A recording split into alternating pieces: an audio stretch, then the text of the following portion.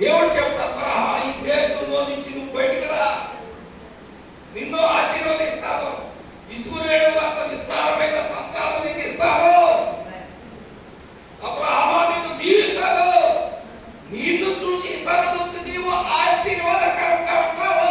హల్లెలూయా, హల్లెలూయా. దేవుడు మాట విన్నవాడు ఎప్పుడు కూడా బాగుపడతాడండి, దీవించబడతాడు సార్. యెహోవా యందు భయభక్తులు కలిగిన వారు ఎలాగున ఆశీర్వదించబడతారు. కీర్తన గ్రంథంలో రాస్తాడు చూడండి, అది 127. యెహోవా యందు భయభక్తులు కలిగిన వాడు ఎలాగున ఆశీర్వదించబడతారు. నీకు ఆశీర్వాదం కావాలంటే ఆయన మాట వినాలి. హల్లెలూయా. పిల్లలు బాగుపడాలంటే తల్లిదండ్రుల మాట వినాలి, ఆశీర్వదించబడాలంటే తల్లిదండ్రులు చెప్పిన మాట వినాలి. ఇక్కడ దేవుడు అబ్రహాం ఆశీర్వదించిన దేవుడు, అబ్రహాముని మరి ఇతరులకు ఆశీర్వాదకరంగా చేసిన దేవుడు నిన్ను నన్ను కూడా తప్పగా దీవిస్తాను. హల్లెలూయా. యెహోవా యందు భయభక్తులు కలిగిన వారు చదవండి కిందకి. సియోనులో నుండి యెహోవా నిన్ను ఆశీర్వదించును, నీ జీవిత కాలమంతయు యెరూషలేమునకు క్షేమము కలుగుట చూచెదవు. అదండి, క్షేమము కలుగుట చూచెదవు. క్షేమంగా ఉండాలంటే ఆయన మాట వినాలా. నువ్వుకే కావాలి, నువ్వు క్షేమంగా ఉండాలంటే ఆయన మాట విను, నువ్వు క్షేమంగా ఉండాలంటే నీ సంఘ కాపరి మాట విను, నువ్వు క్షేమంగా ఉండాలంటే దేవుడి మాట విను. చదవండి, కంటిన్యూ చేయబాబు.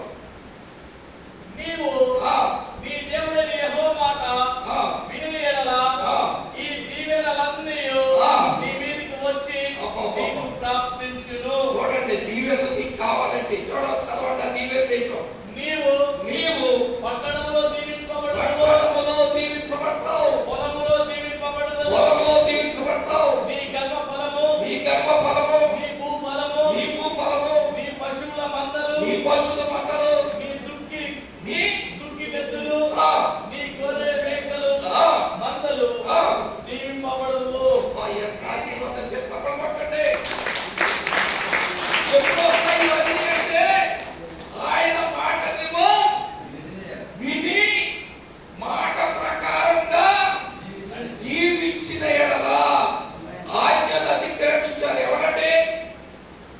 ఆనాడు దేవుడు మోషేను పిలువగా ఆలకించెను స్వరము, ఈనాడు నీవును ఈ స్వరము వినగా కాలాను చేరగా కదలినవా, ఈ సన్న స్వరమంతా నీవెప్పుడైనా విన్నావా,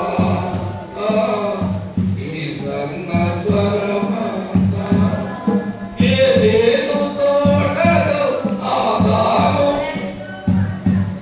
ఏదేను తోటలో ఆదాము చెడగా ఆ దేవుడే పిలిచే, ఆదాము ఎదుటకు అరుగా కడాగిన, ఆదాము ఎదుటకు అరుగా కడాగిన, అటుదాను నీవును దాగేదవా, ఈ సన్న స్వరమన్నా నీవెప్పుడై